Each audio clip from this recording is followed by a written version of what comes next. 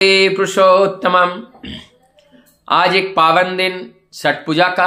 ये छठ पूजा के शुभ अवसर पर मैं समस्त छठ पूजा करने वाले एवं इस छठ पूजा के अनेकों रूप है और उस रूप में उस शक्ति का साधना करने वाले जो उपासक है, देश में विदेश में सबकी मंगल प्रार्थना प्रभु के चरण में करता हूँ। छठ मैया की जो पूजा है, ये पूजा प्राचीन काल से चली आ रही है। इसके अनेकों कहानियाँ सुनने को मिलते हैं।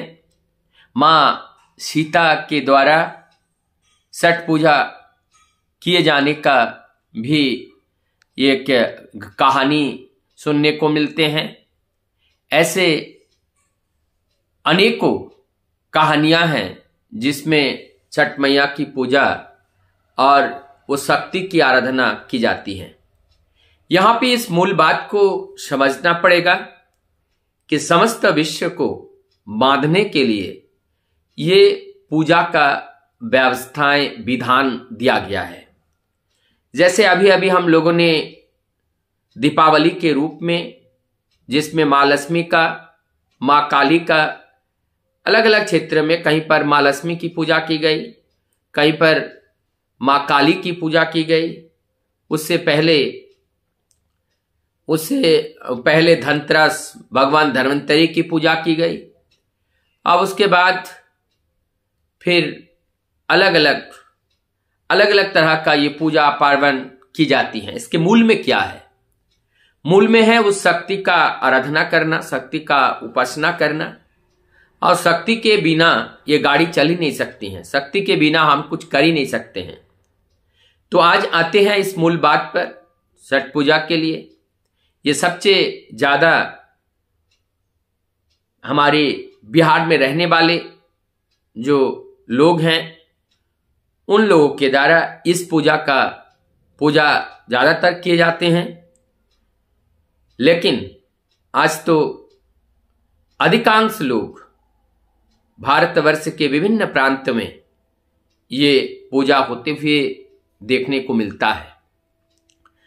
और इस पूजा में समस्त भारतवर्ष के साथ साथ समस्त विश्व इस पूजा की जो वास्तविक अर्थ है, उस अर्थ से जो आनंद मिलता है, उसका उपभोग कर रहे हैं।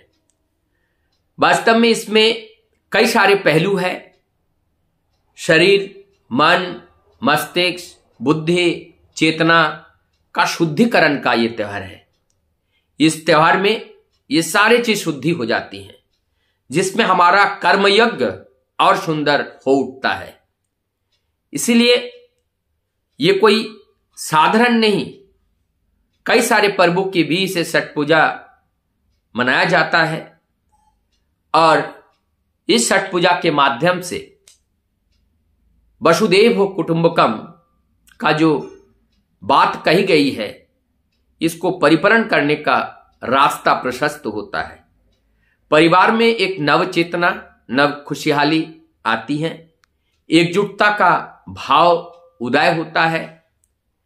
प्रेम, स्नेह, ममता, करुणा, दया, माया, ये सब पुनः संचित होता है। पुनः एक बार नव जागरण के रूप में जग उठते हैं।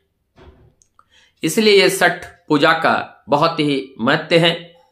छठ मैया षष्ठी मैया के नाम से भी पूजे जाते हैं। अर्थात बच्चे का जब जन्म होता है, छठे दिन में जो षष्ठी आकर के उनकी रक्षा, उनकी स्वास्थ्य की रक्षा के लिए षष्ठी मैया से प्रार्थना की जाती है। और षष्ठी मैया उस नवजात शिशु की रक्षा करती हैं। ये भी हमारे ऐतिहासिक कहानियों में से एक है। ऐसी अनेक घटनाओं के बीच इस त्योहार का महत्व निहित है। लेकिन मूल बात यह है कि इस त्योहार के माध्यम से हमारी व्यक्तिगत जीवन में एक साधना का पाठ होता है। और जिस साधना को जब हम अवलंबन करते हैं, हमारे मानस पर, मन के ऊपर जो एक अज्ञानता का जो परत पड़ जाता है, उस परत हट जाते हैं, फिर चेतना से भर जाते हैं, वो नव चेतना होता है। ठाकुर जी ने इसमें मूल एक बात बताएं कि जैसे हम उत्सव करते हैं, हम पूजा करते हैं, हम व्रत करते हैं, उपवास करते हैं, करना कोई खराब बात नहीं है। सत्य को लेकर के सत्य की उपासना करना अच्छी बात है, लेकिन ये बात और अच्छी तब हो जाती है कि हमारे जीवन में इसका महत्व क्या है और क्यों हम इसको कर रहे हैं।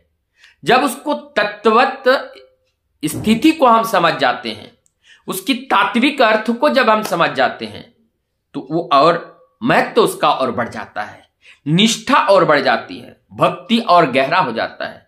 जब हमारी किसी भी पूजा में भक्ति बढ़ जाती है, तब जाकर के वहां भूल की संभावना कम होती है, दिखावट की संभावना कम होती है, श्रद्धा का ज्ञापन ज्यादा होता है, वहां प्रभु ज्यादा खुश रहते हैं।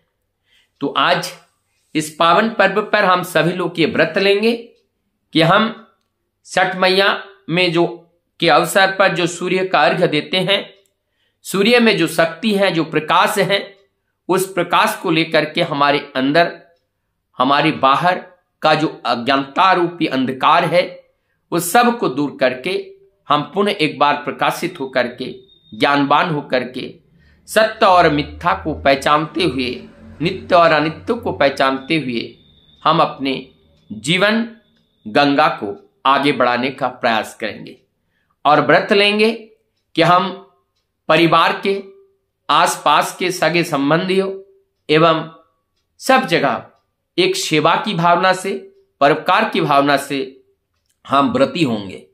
और जब तक हम सेवा की भावना से व्रती नहीं होते हैं, जीवन में उत्थान का कोई रास्ता प्रशस्त नहीं होता है। तो आज छठ मैया की पूजा के दिन सूर्य देवता के अर्घ्य देते हुए और सभी इष्ट कुटुंब के साथ हम इस पर्व का आनंद उपभोग करेंगे और फिर इंतजार करेंगे अगले साल के इस छठ मैया की पूजा के लिए। हम इस छठ मैया की पूजा के अवसर पर मैं हृदय के गहराई से आप सबकी मंगल प्रार्थना एवं साथ साथ आपकी आशीर्वाद प्रार्थना, आपके मंगल प्रार्थना, आप सबके जीवन सुखमय हो, आनंदमय हो और चैतन्य को लेकर के जीने का एक सुंदर रास्ता प्रशस्त हो। यही बारंबार प्रार्थना मैं प्रभु के चरण में निवेदन करता हुआ आज का वीडियो यहीं विराम देता हूं। सबको मेरा